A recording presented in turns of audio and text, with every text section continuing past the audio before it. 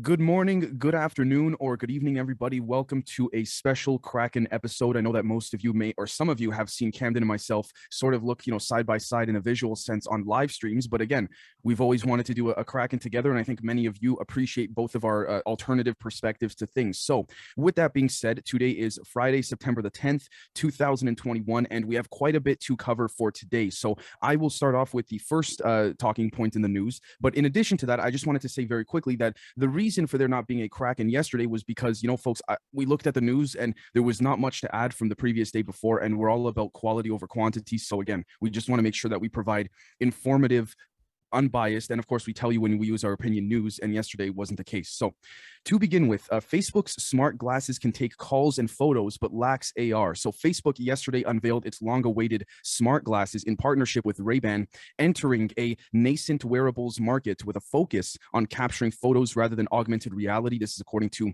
Bloomberg.com, as those of you watching on YouTube can see on the screen right now. Look, again, to me, it's very black and white in the sense that we know the type of surveillance and infiltration that's been occurring in this case. We know what's been going on for years now. And again, members on the Patreon will know. And again, this is sort of how we conflate Kraken with the members episodes and what have you. Members will know, looking at today's new members episode of the NanoQuell episode there, the database. It's pretty simple. I mean, look, if you don't care about your privacy, it's, in my opinion, again, then have at it. But in my humble perspective, I'm pretty happy with the glasses that I have right now. Doesn't mean that I'm not, trying to deny the ability to adapt and change as a collective society, but I don't think Zuckerberg's the one to do it. Anyways, Camden, it's for you, brother. Google did this already, right?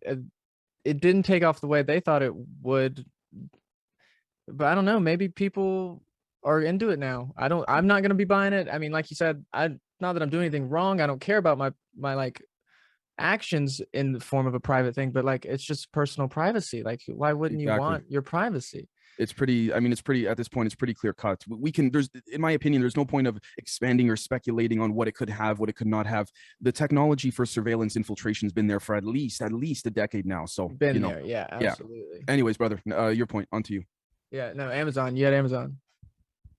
Oh, sorry, my apologies. Amazon offers to, the next thing is that Amazon has offered to pay college fees for 750,000 of its U.S. staff. Now, it's according to the BBC, the online shopping giant says all U.S. frontline workers will be eligible as it fights to attract new employees. Okay, end quote. That's according to BBC. For me, it's pretty clear cut. Again, notice American workers, strictly American workers. Why? They're trying to do this so that they don't have to unionize. Again, we've heard the stories of Amazon messing with traffic lights in Texas to try to make sure that certain, reconvened union meetings or the attempt to assemble some type of union would not occur. Literally messing with traffic lights and things like that. We can get into a whole thing about how, they have all this power. They have most of their software, Amazon software is within Dominion machines. Their software is used quite often for private back-end servers, but that's more of a capitalistic perspective, so that's more freedom of business and what have you. But in this case, again, they just don't want to unionize. That's why they're doing it. I mean, strategically, it's a smart thing from a business perspective. But again, if the people want to unionize, my opinion is let them unionize, especially when you're bringing in that kind of money. I mean, come on. I mean, we created unions because that was a better alternative than like storming the gates of the factory owner and like holding a fire at him. So like he might want us to unionize first. Right. Exactly. Swiftly on to ivermectin. A couple days ago, probably a lot of you saw it on social media somewhere at least, but people were starting to say ivermectin like makes men 85% infertile or something, like crazy numbers like that.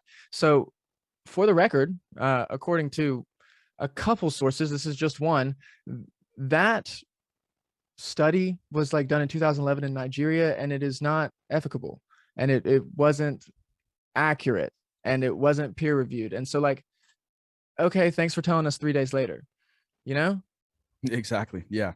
Like they've already said it. Same thing as the Afghanistan, like bounties, like they've already said it. People already got it in their heads. Well, if I could very quickly give an example of how this would work, if we look, for example, at what Roger Ailes, the former CEO of Fox News, arguably one of the guys that really built it to what it is.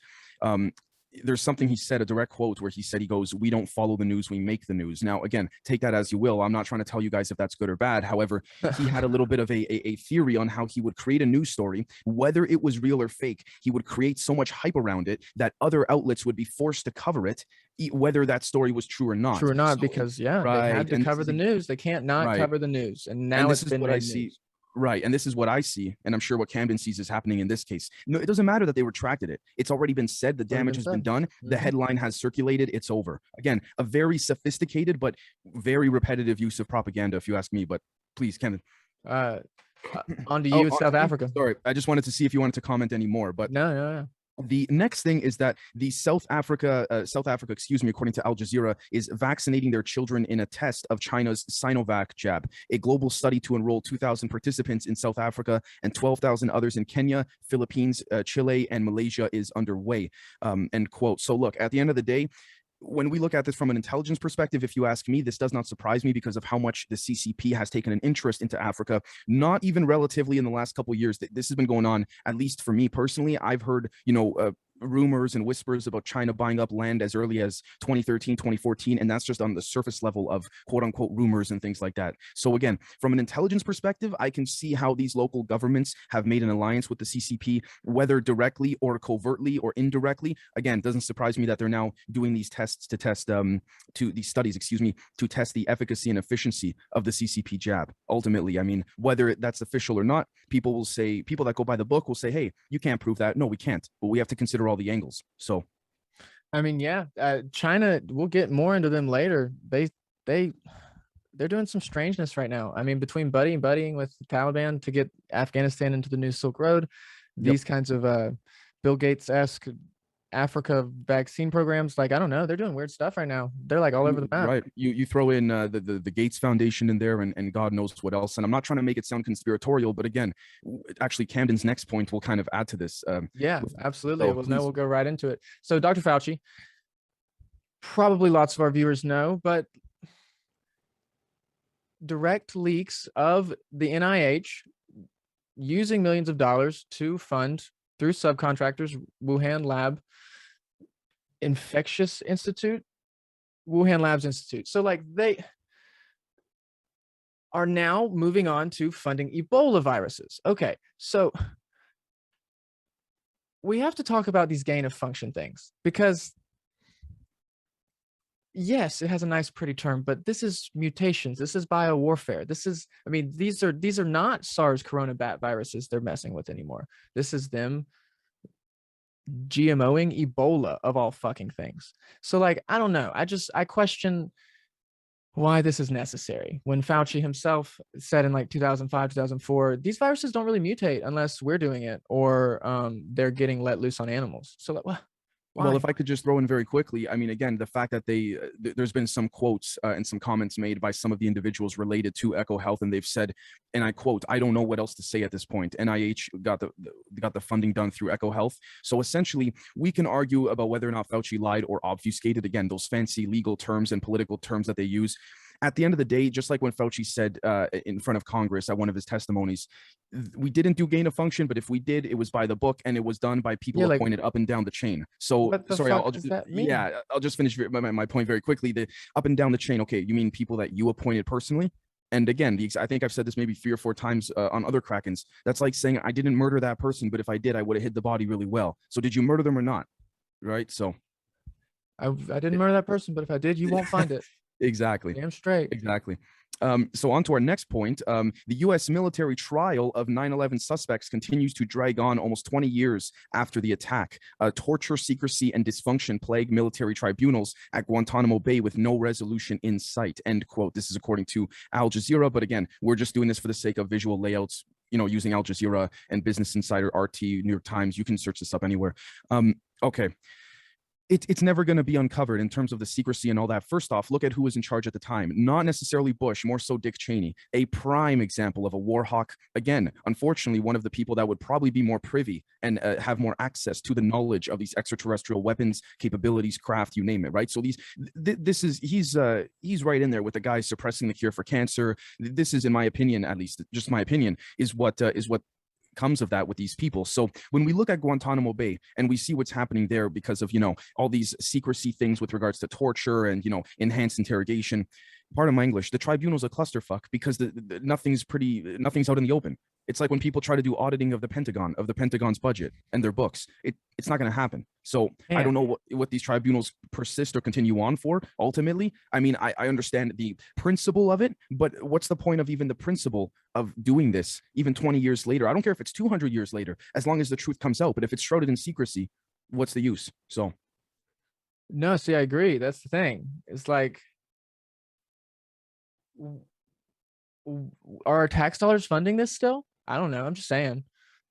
I would. Like, I mean, I'm gonna take a guess, but I'm gonna go with a yes. Yeah, probably. Like this is more of a losing battle than the war on drugs. No, exactly. Anyways, onto the good point. Onto the next point, Camden. Next solar storm would cause the internet apocalypse. Entire continents would be cut off. A new study claims that the next solar storm to hit Earth could trigger what they call an internet apocalypse. So spaceweather.com, great resource. It seems like they have been leaning into this CME, coronal mass ejection, LOL, there's that word. They haven't landed right yet. I will say that. I've been looking at space weather for a long time. They've not gotten this internet apocalypse thing right once, but there's some other scientists corroborating now. I mean, you know, there's always an EMF around the corner. Exactly. No, I fully agree. There's always going to be something that could cause this. But as I mentioned in my Let's Get Banned as well, too, I think this is strictly for propagandization. Whether it's coming from extraterrestrials or humans is a different story. But again, propagandization for benefit or for negative reinforcement or purposes is hard to say. But ultimately, I mean, it's not going to happen, at least in my opinion, relative to these aliens having a very interesting and vying interest over Earth. I don't think it'll happen. Right. You could very well argue that the asteroids that should have hit us, the solar flares, right, like the people were intervening, and that's maybe we don't think about that all the time. Like we're like, why haven't they saved us from our governments? Well, they're doing other things, I guess. Maybe. Exactly. Just like allegedly the Cuban Missile Crisis, they prevented Kennedy from launching the nukes. But anyways, the next thing is that, again, IV activism. Harvard was planning to divest from fossil fuels. So Harvard University, which has the largest endowment of any university, is divesting from fossil fuels, end quote. Okay, this is interesting. And the reason why I say this is because it shows a public shift within the academia and STEM community that seems to be shifting towards the climate change narrative. That's not for me to say whether that's good or bad. But the reason I bring this up is because, again, you will see in the public episode coming out later on today, that I use this example quite often, but I'm going to use it again. When Joe Rogan and when Jacques Vallée and James Fox went on Joe Rogan, they were talking about how certain statements could not be made from them, and a couple times they either said this on purpose or they let it slip. They said, James Fox said it once, and then Jacques Vallée said, "Oh, I don't know if Stanford would be comfortable with us going this far out at this moment. Oh, I don't know if the folks at Harvard would be happy with me if I said this. So I'm going to refrain from saying that now." This tells me that the extraterrestrial agenda could be curating the climate change narrative. Again, whether for better or worse is hard to say. It could be coming from one species that's telling the elites to do this. But the fact that Harvard is making the headlines with regards to this tells me that those within Majestic 12, those within the secret rogue elements of the government are using climate change as the next big thing. And again, on the surface level, we look at Project Veritas, that leaked video with with one of the CNN production camera crewmen on a date saying many months ago, climate change is going to be the next big thing. So again, it just goes to show you how the whole system, I'm not trying to say it's a conspiracy, but the whole system sort of shifts from the top down. It's sort of like a wink, wink, nudge, nudge to the other institutions in terms of this is the direction we're going to go. Anyways, did you want to add anything, Camden? No, you're damn right. You succinct summarization. Right. Right. I mean, the entire fossil fuels thing. Yeah, it's a shift. It's what they have been waiting to do. The only question is whether or not like free energy comes with that shift or not. I guess that's really what we're on. Exactly. So Lebanon's presidency announces government formation. They've not had a government in Lebanon for 13 months. 13 months. Well, I wonder if Joe Biden called Lebanon's president up today, told him congrats. I wonder if he's been having conversations with them on behalf of the military-industrial complex, because at least in my opinion, and I think Camden will agree with me, Joe Biden, again, regardless, Republican, Democrat, he's the neocon, neoliberal representative for the military-industrial complex. Again, he even that phone call with the transcript with the Afghanistan president. Jeez. Yeah, you could see again when he said, and I quote, "It doesn't matter what's true or not; it's about changing perception." End quote. Don't quote me exactly those words, but he said loosely those words. So it's pretty close. It's unfortunate because when you look at Lebanon's alleged, financial issues and things like that, and them going to the IMF, if I'm not mistaken, it really makes you think if there's some type of attempt from an intelligence angle to infiltrate the financial system so that these countries do not realign or align themselves with, China, Russia. But again, who's to say the CCP or China isn't potentially a proxy enemy, if you will? But absolutely right. I mean, we'll get into China. We will keep going into China. They're acting wild. Here you go, Nicaragua. Thank you very much. So the next thing is that the Nicaragua orders an arrest of a prominent writer, Sergio Ramirez. So President Daniel Ortega has been accused of cracking down on critics, political opponents ahead of the November elections. Look, I'm going to be completely honest and straight up. I do believe personally, and I think Camden would agree, that journalists and journalism should not be attacked whatsoever. With that being said, when it comes to Nicaragua, the West has had a very interesting relationship with Nicaragua in the past, specifically Iran-Contra. And you might be saying, okay, Dave, and Camden, what does that have to do with today's current events? Well, the question becomes, could we argue that the West has, infiltrated Nicaragua in the sense of being used for a corrupt sort of mentality, that corruptive culture has now continued on because of Iran-Contra, or maybe it didn't have that much of an impact. But the point is, ultimately, should we in Europe or within the West or Africa, whatever country you're in right now, listening or watching this from, should we get involved? That's what it comes down to. That's really what it is. That populist nationalistic perspective versus the globalist sort of perspective. Again, I don't know. I mean, no, you're right. This is a prize-winning author that used to be vice president. Right. Yeah. I mean, this man is nothing other than a political dissident being arrested on charges of incitement of hate and conspiracy. Right. I wish they would do that to some of our politicians. Fuck. It's a very good point. Do you want to jump to the next? Yeah, no, I mean, speaking of fucked politicians, sorry. So Trudeau faces pressure in final debate tonight with Aaron O'Toole. And I believe before recording, you told me someone else, but like, you're from Canada. Right. Talk to me about this debate, impact on snap election, all that kind of stuff. He tried to, again, as I had mentioned last week, in terms of strategy, he made the right move. The question is, will the people of Canada respond well to that strategy of a snap election? In theory, in terms of like playing it more conservatively, his team was right, in my opinion, in the sense that there's no better time to call one. However, if I'm not mistaken, during the debate last night or the previous, I think it was yesterday, actually, he was asked by Rebel News. I forgot the exact quotes, but basically asking, how can we trust you? How do we know you're not going to do all these different types of seemingly authoritarian actions and things like this? And he basically, again, questions along those lines and what have you. He basically smiled and nodded and dodged the question entirely. And people see that. People are catching on. They're fed up. Yeah. In my opinion, if people want my personal opinion, I'm seeing a lot more hatred for him, and I don't mean dislike, I mean hatred from all over Canada, really. There's lots of videos popping up. I mean, maybe it's just like our feed because it knows that we want to see that, I guess. But no, I'm seeing lots of it. I mean, please, someone else tell me if you're seeing differently. He doesn't have the legalized weed to run on anymore, so like I don't even really know what his he was a fresh face. He was a fresh face 6-7 years ago. He promised none of that now, right? And that's all done. And even during that process 3-4 years ago, his whole thing was, oh, we're going to give the responsibilities, pass it on to the provinces. So he didn't even do anything to begin with. So I mean, anyways, on to the absolutely. I had questions on him. Oh no, of course. The next thing is that Biden and President Xi have spoke on the phone for the first time in 7 months. The leaders of the world's two biggest economies discussed areas where the U.S. and China interests converge and then diverge. Look, in my personal opinion, when you take a look, for example, at Andrew Bustamante, again, he's just one ex-CIA intelligence field officer, case officer, did a Reddit Ask Me Anything. Depends how much you want to believe this gentleman. I bring him up because he says to understand China is a totally different thing relative to that in comparison to the West or Europeans. And it's interesting because, again, Steve Bannon, putting politics aside, has said this as well. Whether you like Mr. Bannon or not, it's pretty well known he is a very well-versed history and knowledgeable I guess you could say, brain of knowledge when it comes to Yeah. China and its culture and history. The understanding China is to understand the way in which they think. For them, it's about legacy, more long-term infrastructure, focus on the next generation. Whereas when we take a look, for example, at Western European culture, again, everyone's different, but you have some people that are more capitalistically oriented, more living for the now. I don't care about my kids' potential debt. I care more about buying that really nice Mercedes Benz I've been saving up for. I'm not saying what's right or wrong. I don't think Camden is either. To be honest with you, it No, one comes of those down is to, wrong. One of well, those is wrong. it comes down to perspective ultimately.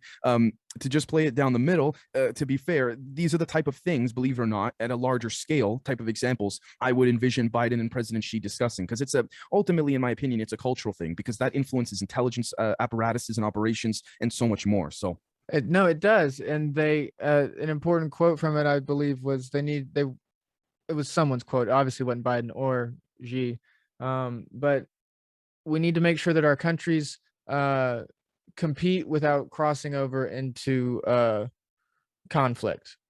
right, So, like, I mean, that's something they're talking about. I mean, between China doing this like 3-hour limit on video games because it's spiritual opium, and the like taking away tests because they used to have the craziest test system for schools for mental health and things. I mean, like, China is making interesting, like, steps forward and steps back all over the place. It's strange. I mean, building into our next story here, George Soros, one of the world's most hated billionaires, is so wrong about China.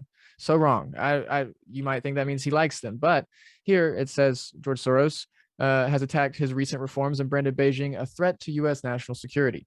If you ask me, he's not worried about U.S. national security at all. He's worried about Soros security. It's weird. I mean, I don't think that I have to play the middle of the road on George Soros one bit. The man is a very maligned character in the world of political influence. It's weird that he would be at odds with China. It just, like, yeah, that says something that we don't quite get is going on. Most Also, people sorry, would think. Go ahead. right. I just want to say very quickly, when he makes these comments too, we also have to understand that markets do move, right? And so whether Right. that's in one direction or the other, it really depends on his comments. So it's hard to say whether or not this is some type of, when you get to that point, that level of that reputation, that type of money, you making statements in the media isn't even viewed as insider trading anymore, because you transcend national stock markets, international markets. And so in my opinion, at this point, when you look at what he says here, who knows if it could be for his own interest, if he's representing a certain group of people, a Right. certain group, right? It's hard to say. I mean, you would think, taking back in the US to the people he's supported, like political activist wise, you would think that he might be more aligned with the socialist communist regime. And so it's Right, interesting that they're at odds. right. Whether you talk about the stock market, Yeah, Beijing did just say they're going to set up a stock market exchange in Beijing. So, like, right. maybe that's, answers for, I don't know. Sure. Exactly. The next thing is that food shortages could be permanent, warns an industry body. Now, okay, before I continue and read the caption of this article, when we see analysts, pundits, industry body, again, we got to be vigilant. We got to question it right off the bat. But it says here, shoppers are unlikely to have a wide range of products to choose from due to supply chain issues, end quote. Look, this whole thing of supply shortages, who knows if, again, this is coming from the BBC, but also a handful of other outlets too. Who knows if there's some type of kickback that has occurred from these corporations to these outlets to push a story like this. Again, it's a harmless story. It's it's just a typical pay an analyst a quick, a couple grand to make a few statements, and everyone wins in terms of I pushing mean, this this type of photo could be narrative. taken at the end of the day, just like before they're closing. Right now, I Like, just they want haven't gone and restocked yet. I mean, right, I don't right, necessarily not believe that there's a food shortage. I put right, in an right. episode the other week, the HARP video, about a military insider that we have on the Patreon, talking about planned food shortages. So, like, this is a very real thing to be concerned about. But these narrative pushing articles are horrible. I just, Right. like, this literally could be at the end of the day restock time shelf. 100%. Like, 100%. we don't know anything. Absolutely. On to the next point. So the White House, speaking of not knowing anything, Oh God. they praised the Taliban for being businesslike and professional. That's a weird sentence. The Taliban was businesslike and professional. But on a real note, I mean, if we're giving them the respect of a government, It only and I makes you think what guess type of deal they made. Right. Yeah. Like literally, why so quickly? Why so positively? Flip perspectives. It was quick. It was fast. And who do they have in charge that's totally chill with? Joe Biden of all people? I don't know. The most establishment Exactly. politics man ever. Yeah, exactly. And another thing too is that when you look at the planes taking off in correspondence and parallel to some of these articles being released, again, just basic, critical thinking skills. What's going on here? The planes that the Taliban were preventing from leaving earlier are now leaving, and then the White House calls the Taliban business-like and professional. Common sense. We don't need to have a conspiracy going on here to see that there's some type of negotiation going on behind the scenes. There's no problem with the negotiation behind the scenes, except this time around, I'm pretty sure Taliban had the upper hand without a doubt. I mean, no, there's no problem with negotiating, like in the scene. Right. No, 100%. Like, This just is stop lying to us. Fuck. right. Speaking Yeah. of lying to us, America government. So 17 days to pass this 3.5 trillion. Let me make sure I said that right. Right, with a T, $1 trillion plan on infrastructure. This is the largest spending increase in like 60 years. The Obamacare took 9 months to get through Congress. Trump's tax cuts took 3 months. You had the 9/11 Commission of the Patriot Act still take like half of Bush's second presidency or first one. These things, these massive, huge shifts in government policy take time to read the fuck through. And Yeah. they're pushing this through in 17 days before constituents, even fucking like Senate floor clerks have the time to read Right. it. I mean, they're going to pass this bill so that we can see what's in it, not ask us if we're okay with what's in it to pass the bill, Exactly. And this just goes to show the dysfunction of Congress. But yeah, I mean, but it's so deliberately done too. The dysfunction is there because you notice that when there's a military bill, it goes through within maybe an hour tops. It gets passed through, and that's even an hour. That's me being conservative. That's long. Usually it's 20 minutes. Both sides sign off, no problem, boom. So clearly there's all you got to do is look at the bills that pass really quickly, and you could see who's really running things. I mean, in my opinion. Yeah, I mean, no, right. I mean, it helps when they're a couple pages shorter than like 2,300 or something. right. This one's a long one, but like they are working really hard when they want to, and then like passing this bill in 17 days, but then forgetting for an entire month to extend the foreclosure moratorium. Right. Like it doesn't. It's pick and choose dysfunction. Absolutely. Part of how they say they're going to pay for it is 2% tax on money companies used to buy back stocks, and tighten rules around taxing partnerships would raise $270 billion for their $3.5 trillion plan. I think they're a couple dollars short. Yeah.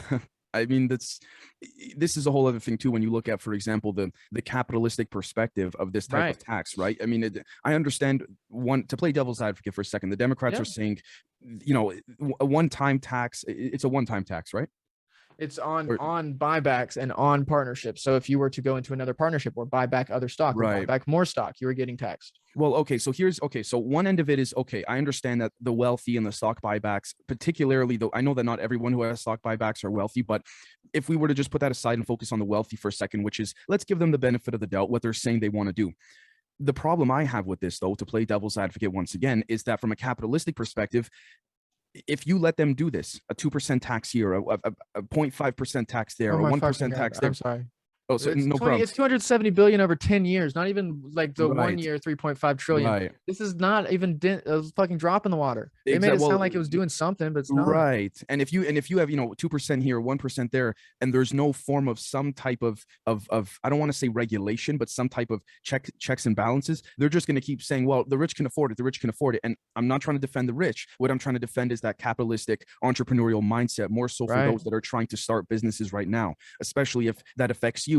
And you don't have that much money in the business bank account, for example, right? And you're trying to grow, and then you get taxed on it. I mean, but then here at the bottom they also say cash-rich firms like Apple, JP Morgan, Chase, ExxonMobil, and Pfizer spend billions of dollars each year to buy back, then retire shares of their own company, right? So they can drive up price. Exactly. Oof. Yeah. So very last thing, and then we're wrapping up and bid you all adieu till the public episode. Biden said a lot of weird things last night on his speech on the Delta variant. I won't get into it specifically. I will highlight here things that I disagree with. That math's not right. There's a couple other times that he says just strange like very easily fact checkable things that are like hard data points of numbers and stuff that are just wrong. And you've Yep. got to wonder who is typing this man's speeches, because you know he's not, and you know he has no fucking clue. So Yeah. like, who is letting this man, as stupid and as mentally damaged as he is, maybe so, letting and making him seem that much worse. Right.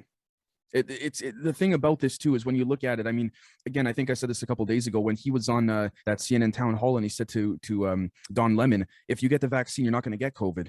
First off, straight up lie. Don Lemon then agreed and reinforced that point and said, yes, those exact words. He's like, yeah.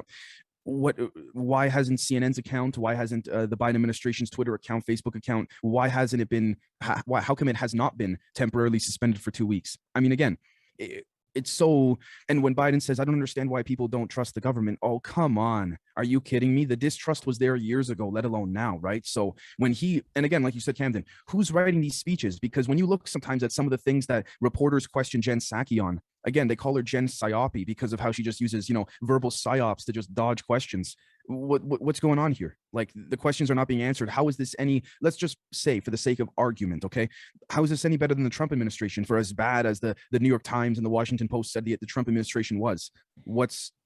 Yeah, they are not really complaining a lot, are they?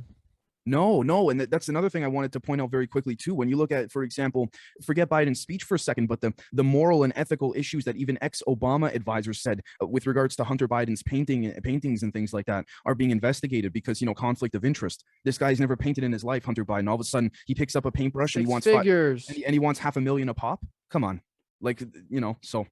But anyways, I just wanted to say, Camden, if you want to add your last. No, I mean, this is about it. I'm letting people read through as I scrolled the piece. It's right. It's just a shame.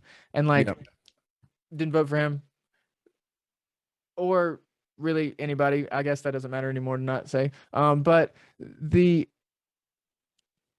kind of feel bad for him. I'm just being dead ass. In a certain way, yeah. Like he has been taken advantage of without knowing it at all. They poke him and wake him up from a nap and tell him to go do something. Yeah. And they're doing it to make him look that much worse so that they can 25th Amendment him. It's just so sad. It is.